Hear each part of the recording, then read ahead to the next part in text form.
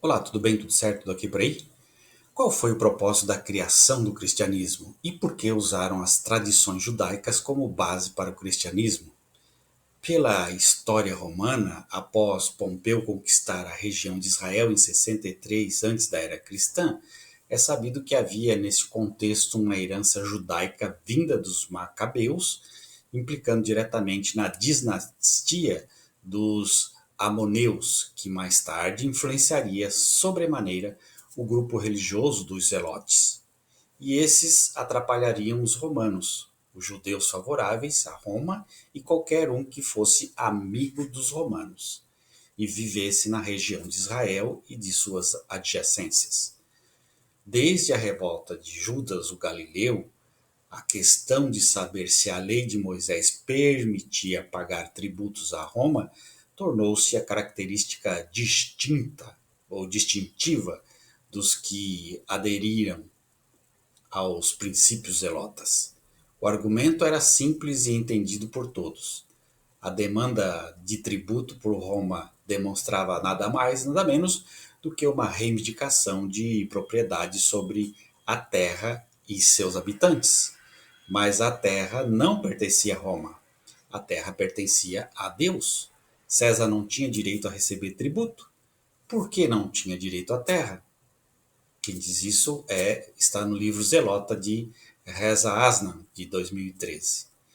Este breve preâmbulo será de suma importância se quisermos entender o propósito do cristianismo e de seu profundo desmerecimento ao judaísmo do primeiro século. O proto-catolicismo cristianismo foi criado por alguém que se autodenominou de Paulo de Tarso. Segundo as informações bíblicas, Paulo, que anteriormente chamava-se Saulo, foi um judeu do ramo religioso farisaico, aluno de Gamaliel. Este era extremamente respeitado como um renomado doutor da lei. Além disso, Paulo também tinha sólida formação acadêmica.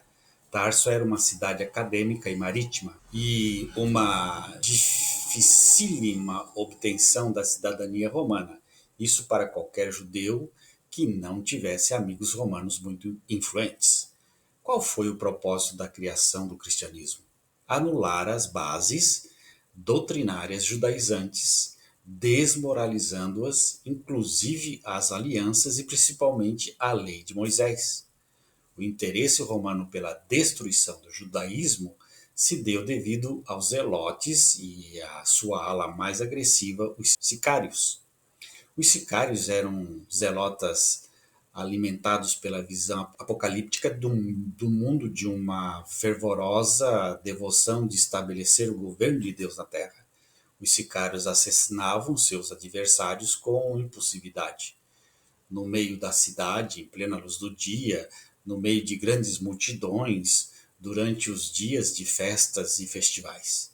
O líder dos sicários, à época, era um jovem judeu revolucionário chamado Menahem, neto de ninguém mais e ninguém menos do que o Messias fracassado Judas o Galileu.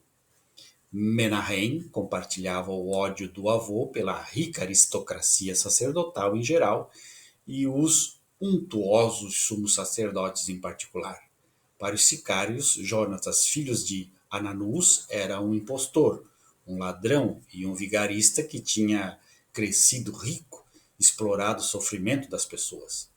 Houve Ezequias, chefe dos bandidos, Simão de Pérea, Judas o Galileu, seu neto Menahem, Simão filho de Jora e Simão filho de Corcheba, todos postulantes de ambições messiânicas e todos executados por Roma por isso. Apesar dos altos e baixos no início do cristianismo até a sua oficialização, muitos empregados romanos, como os eruditos da patrística pré-nicena, alguns personagens do alto escalão, como o pai e mãe de Constantino, que abraçaram o cristianismo, um dos principais historiadores, Joséfo, que se tornou um Flaviano, e os demais que o próprio Joséfo influenciou indiretamente, como Tácito, Suetônio, Plínio, o Jovem Eusébio, etc., se tornaram a referência do cristianismo autorizados por Roma.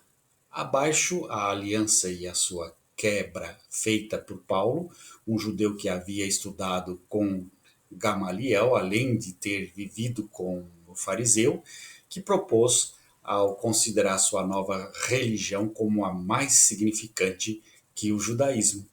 Curiosamente, o judaísmo, este que era mal visto também pelos romanos, quando Abraão estava com 99 anos de idade, o Senhor lhe apareceu e disse: Eu sou o Deus Todo-Poderoso. Ande segundo a minha vontade e seja íntegro. Estabelecerei a minha aliança entre mim e você e multiplicarei muitíssimo a sua descendência. De sua parte, disse Deus a Abraão: Guarde a minha aliança, tanto você como os seus futuros descendentes. Esta é a minha aliança com você e com seus descendentes, aliança que terá que ser guardada. Todos os do sexo masculino entre vocês serão circuncidados na carne. Terão que fazer esta marca, que será o sinal da aliança entre mim e vocês. Isso está em Gênesis capítulo 17. O que fez Jesus ao nascer? Quando os 8 dias foram cumpridos para circuncidar o menino, foi-lhe dado o nome de Jesus, que pelo anjo lhe fora posto antes que no ventre fosse concebido. Lucas capítulo 2, 21. Mas para Paulo a situação é totalmente oposta e sem relevância. Eis que eu, Paulo, vos digo que, se vos deixar de circuncidar, Cristo de nada vos aproveitará. E de novo protesto a todo o homem que se deixa circuncidar, que está obrigado a guardar toda a lei. Separados estáis de Cristo, vós os que vos justificais pela lei, da graça tendes caído. Gálatas, capítulo 5, versículo de 2 a 4. Sobre a lei de Moisés, só queria que me respondessem a isto. Receberam o Espírito através do cumprimento dos mandamentos da lei. Gálatas 3:2. Porém, judeu é aquele que o é interiormente, e circuncisão, a que é do coração, no espírito, não segundo a letra, e cujo louvor não procede dos homens, mas de Deus. Romanos 2:29. E por que usaram as tradições judaicas como base para o cristianismo? Essas falsas bases tinham o intuito de menosprezar o judaísmo, como está entendido aqui. Ainda acrescentamos o fato dos textos do Novo Testamento terem sido concebidos em grego koiné, ao invés do hebraico, já que as narrativas falavam de um judeu de Nazaré com discípulos judeus. Certamente todos os judeus envolvidos na trama eram defensores da lei de Moisés e da aliança de Deus com os judeus. Por conseguinte, no Concílio de Jânia temos alguns pressupostos fundamentais assegurados pelos judeus religiosos.